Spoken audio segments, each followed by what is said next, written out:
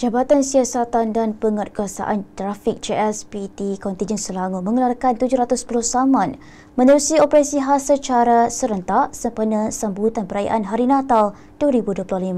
Ketua Polis Selangor, Datuk Syazli Kahar berkata, daripada kesemua saman, 257 daripadanya atas pelbagai kesalahan lalu lintas.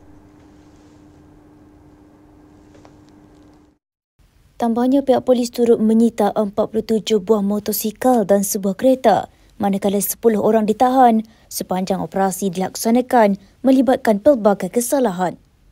Menurut Syazli, jumlah tangkapan tertinggi direkodkan di Petaling Jaya iaitu 6 orang di bawah kesalahan dadah dan disiasat di bawah Seksyen 3-1 Akta Penagih Dadah Rawatan dan Pemulihan 1983. 2 tangkapan di Kajang di bawah Seksyen 42 Akta Pengangkutan Jalan APJ 1987 dan seorang di Subang Jaya dan Gombak. Operasi tersebut dilaksanakan bagi memberi tumpuan kepada penguatkuasaan jalan raya, pencegahan aktiviti samseng jalanan, pemanduan di bawah pengaruh alkohol dan mencegah jenayah sempena perayaan.